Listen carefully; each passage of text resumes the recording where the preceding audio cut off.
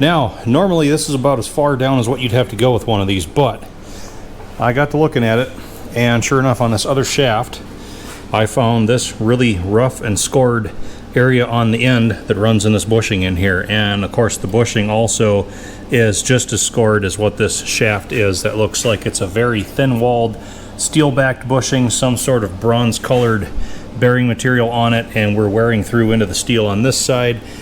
I've done some research already, and it looks like by running the part number for this bushing, that's going to be an obsolete part. And what people have been doing is just dressing down the end of the shaft a little bit smaller, pushing that, pressing that bearing out, and then turning a bronze bushing to suit the new diameter of your shaft and the diameter of the bore in there. So that's what we're going to do.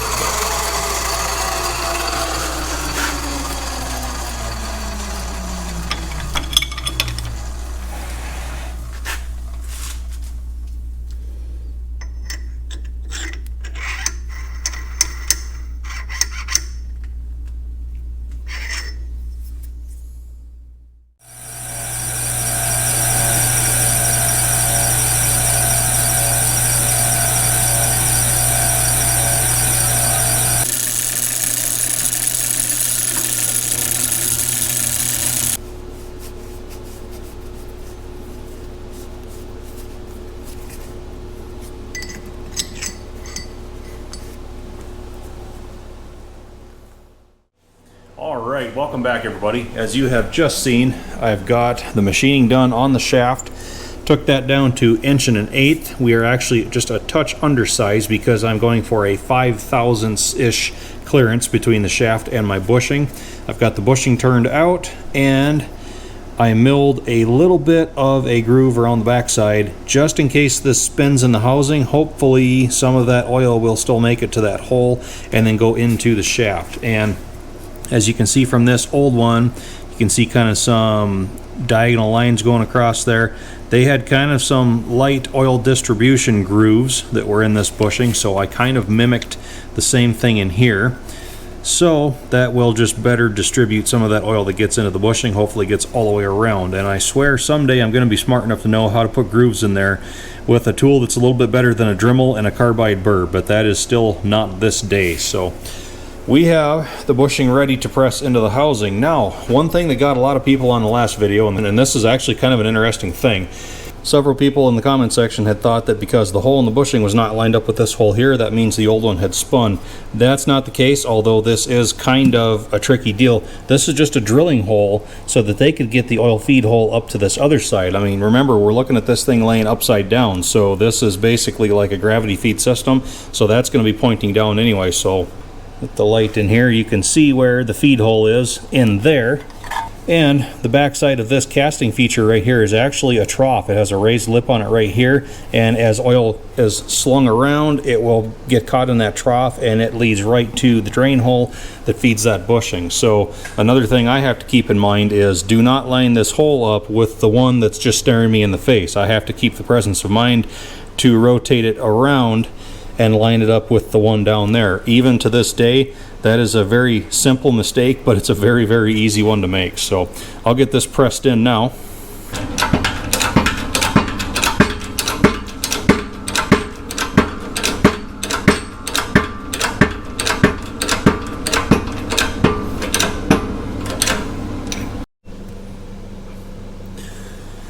So the bushing pressed in very well. I've got my feed hole aligned with the hole that's down on the bottom down there. So the next thing I'm going to do is test fit the main shaft in here. Now granted, we're not doing a final assembly on this because we need to put the detent lever in and the gear is going to have to go on, other stuff like that. This isn't permanent. We're just making sure that bushing didn't distort at all during the pressing process. So off camera, I reassembled the gear, the bearing, and the bearing plate onto the shaft, pinned the nut, and we have these two shims that went under here. We're just going to loosely install this, make sure it still spins.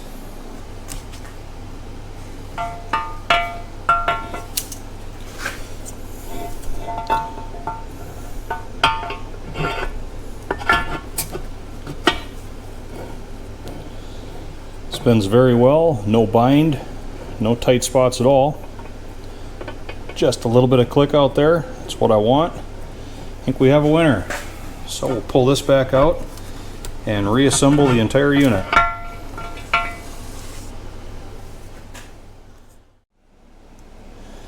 Start by installing the external engagement lever. And we can flip it back upside down. Now the detent poppet and spring.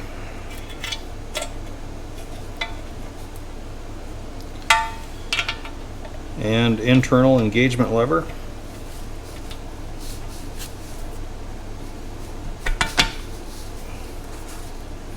And the nut. Sorry, my hands are mostly in the way, but I'm holding spring tension, holding against spring tension, I should say, on that poppet.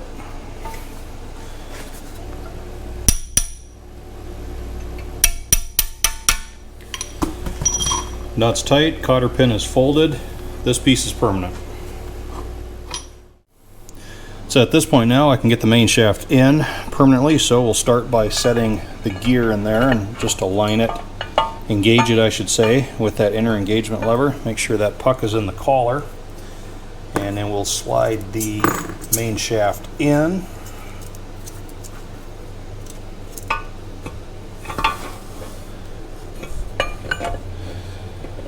Start the gear on the splines, which is sometimes easier said than done.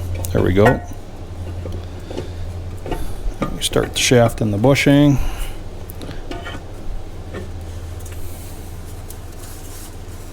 Have our shims in place beneath the bearing plate, and there is an O-ring on here. Now I don't know if the new ones are available yet, what the part number is. I didn't bother to look because I had one in my selection, so I just used that.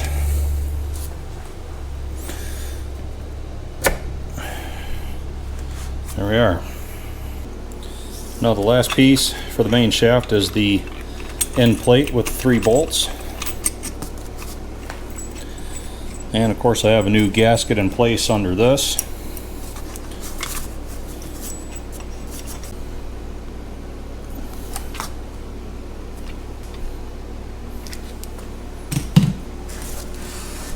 Okay, another test. Boy, that spins nice. We'll check the engagement lever.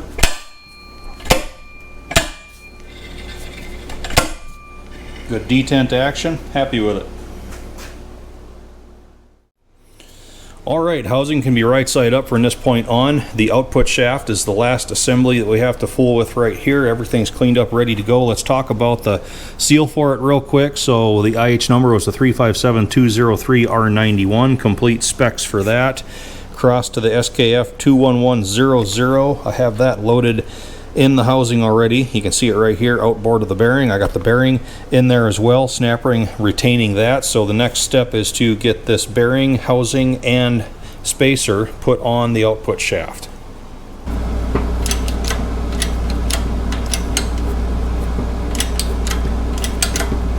Spinning this to hopefully let that seal lip start onto the shoulder without damage. Feels pretty good. Going to keep making sure we keep moving it.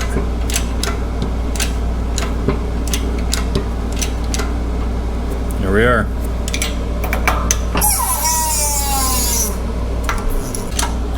Okay, output shaft flipped up the other way. Finish up by pressing on the gear and bearing.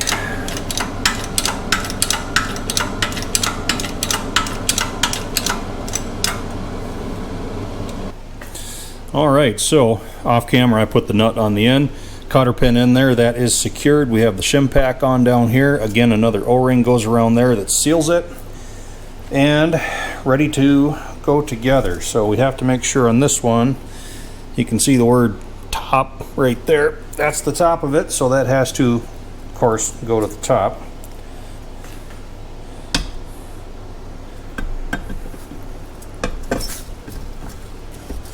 Here's where we make sure the shim pack stays in place. The thing wants to fly all over.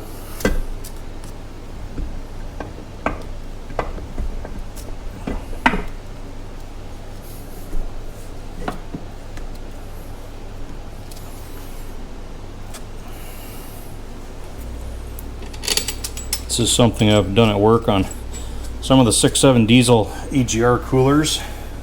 If you tension the O-ring just a little bit with the bolts, that will help you to tap. Yeah, she went in a little bit already. You don't want to cut it. Sometimes when they're a tight fit, you gotta give it a little extra.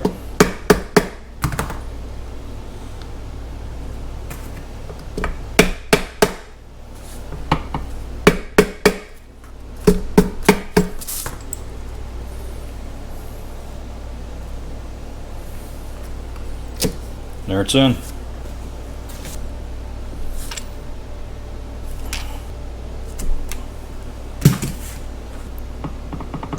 Backlash feels good. Pretty happy with how it spins. Get my arm out of the way there. All right. Done with that. Well, the final step here in the video was to get all of the hold down bolts cleaned up, good washers under all of them, everything ready to attach that to the bell housing when the time should come. So that pretty much wraps up the belt pulley drive. I'm kind of glad I did get into it, fix that bushing in that shaft, made it all right, so if we ever need to belt up to anything, we can do so with confidence, right? Thanks for watching, everybody. Once again, on to the next project.